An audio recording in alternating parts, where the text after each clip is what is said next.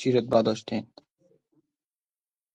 گوش که ما او وقت که بود حج نرفته بودم. هاشم تنها نام ما بود. خب حاجی هاشم نبودم، تنها هاشم تنها نام ما بود. ما که سردار مقامات بودم، کتی که شرطی. قماندان شفیع بودم، در ایل فرنگ بودم. چند سال داشت حاجی صاحب؟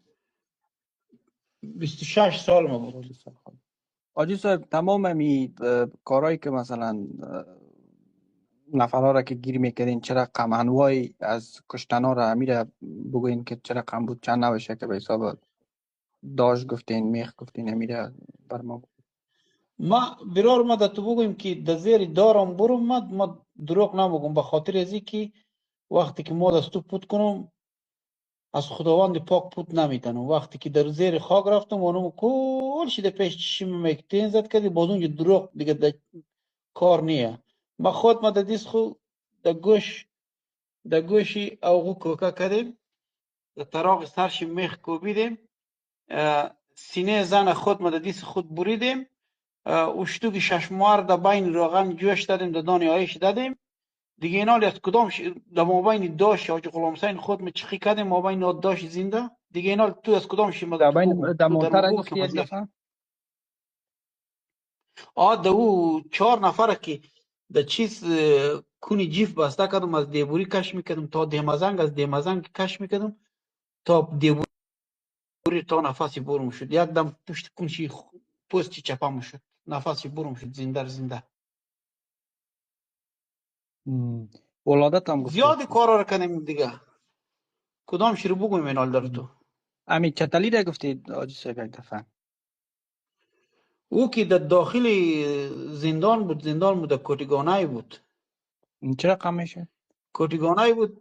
آره در زندان بود، در کوتیگانای بود. اونجا اسیرا بود، همونجا چتلی خوری میکرد، باز چتلیش که باز نوبت هر کس پایره داشتی بود باز امور دانش تخته میکردیم. خوازاب کش میشد، از لینگ اوزان میکردیم. حتی زنا نیه اینجا. نه خیر، نه خیر نیستن. از خواهشم که او کلا اوزان کردیم، در خواهشی رسپان بسته میکردیم، در چت بسته میکردیم، کشالت میکردیم. ولادت چه رقم بود حاجی صاحب؟ ولادت که وانا دمو سریم چهارای دیمزنگ بود، پیشیل فرنگ بود. زنی امیلدار لغت خورد سر شکمش موندیم، اولاد شد دنیا آمد. دو دانه رکدیم، یکشی اولاد چی زنده بور شد، یکی دیگه اولاد چی نفس نکشید. خودی زنگم در اولاد کوما بود. چون شیایشی بد کده بوده، شیایشی اگه بد نمیکدی زد نمیکدیم. بارستان چه رقم بود حاجی صاحب؟ بارستان که او ما پیشتر تو گفتم، بارستان 7 نفر 8 نفر بچه‌مون شد. کارهای پلنگی ما مچا مسعود تن خود میکردیم، دسمال هم پاکل در سر خود میکردیم، در خانه لاله اوندو مینداختیم گوشواره و هر ظلمی که بود میکردیم. که ما گفتیم به خاطر نام مچا مسعود بد کنیم، به خاطر همو دور زیاد زور که داده بود. دونو وقت که بازونم دو دونه سعید که رفت انواری و دیگه شی کاظمی مو که کد مسعود شد، باز ما رو بخی زور داده بود دونو موضوع. باز صبح که برمو شد، باز لالندو هم گفته نه نفرای مسعود این زد آمده میشه و بیدادی که دخمو. میشه. یعنی برای کودکستان چه رقم بود حسابش حاجی صاحب؟ کودکستان که مگم کودکستان وطن امور در دفعه که می عذاب وجدان میگیره. چون کسون طفلای خود ما نگاه میکنم، سر یک تلی چرس یک دانه اشتوک معامله مشد. 5800 دانه کودکستان اشتوک بود دیگه. از 5000 اگر دروغگوی نشم یک 800 سلامت بود دیگه، 5000 دیگه ش نابود شد.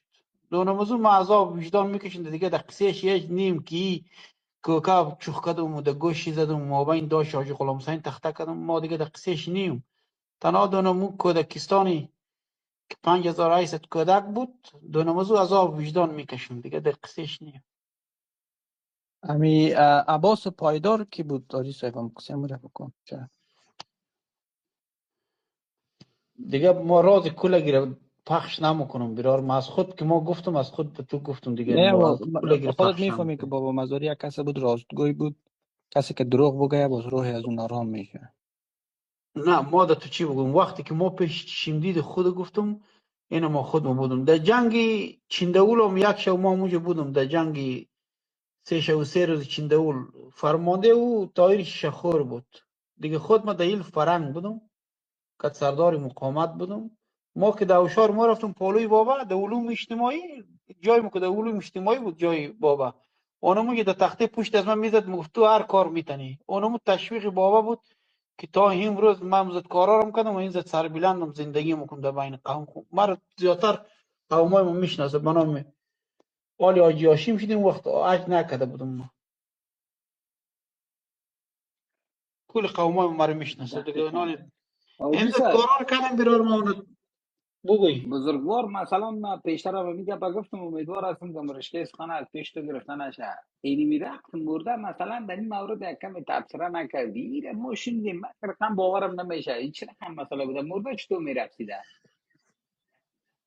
رقص مرده برار ما تو گفتم روغن که در روغن انداختی خودی اون موضوع رقص میکنی تو یک دانه مایر در بین روغن که دم کو نداره که چی رقم قلق قلق میپره که روغن هم انداختی سری گوشت مشتم زد شور مخورد هر بغل شون امور رقص سرش هم مرده میبریدی میکنه. یا نه حاجی صاحب؟ والا زیاد بیدادی شده در او تاریخ، در او تاریخ خداوند ببخشه دیگه. چون وا گناه داشت که زد کار میکرد دیگه، بیگناه رو که نمیکردیم. همون کسایی که مداخلت میکرد همون دخش کارام تنها مرا که عذاب وجدان گرفت اونمو طفلای بیگناه کودکستان که عذاب وجدان میگیره سر یک تلی چشم معامله میکردیم اونم مرا عذاب وجدان میگیره دیگه. یک دقیقه به خدا اگه باشه. محتوای معامله چی بود حاجی صاحب؟ مثلا یک تلیچه که میگرفتی با طفلا رو چی میکردی شما؟ خود معامله میکردیم مثلا میامد از پست سیلو میامد از دیگه جای میگفت این 3 تلیچه 3 دانه اشتوی گرفتم. با یه اشتکار چی میکردن تو اون وقت؟ چل مثلا پاکوری میکردن سرشان؟ چی میکرد دیگه تو هم مفاهیم ما هم صحیح مفاهیم دیگه صحیح چی میکرد دیگه. فهمیدم فهمیدم. ولی ما کل زیر زبر دفته بگویم که چی میکرد. نه اینجا کسی نیست حاجی صاحب همون خودمون نیستیم بین خود هستیم. من فقط هم ده اگرم سوالایی که در ذهنم دیگه. ما تو برای ما بگویم گوش که خواه عذاب وجدان از ما باز هم تو بگویم عذاب وجدان ما که از تنها نمازو کودکستان دیگه به خدا قسم ما که یمی که نفر ما مابین داشت زنده خود ما کد مرمید دانش جرجوه کدم زدم مابین داشت افتاد ما دزو عذاب وجدان نگرفت چون گناهکار بود دینمی کودکستان خیلی ما عذاب وجدان میکشم. اما کوکه 10 سانتی را گفتی حاجی صاحب چه رقم بود؟ او خدا تراغ سرش کوبیدم ما. از بینیش خون آمد. گوش که مادر تو چی بگم این هم رنگ امی احدی بیدین که یک رنگ نمازی امزد ریش داشت یک دانشی. خدا شاهد است که ما کوکر در گوش که در دیوال چوخ میکردم که میدادم که چکش یک رقم بوق میزد یک رقم بوق میزد که خدا شاهد است که دنیا را سر صداش میگرفت. با دانش رو محکم میگرفتم میگفتم دانش رو بسته کن.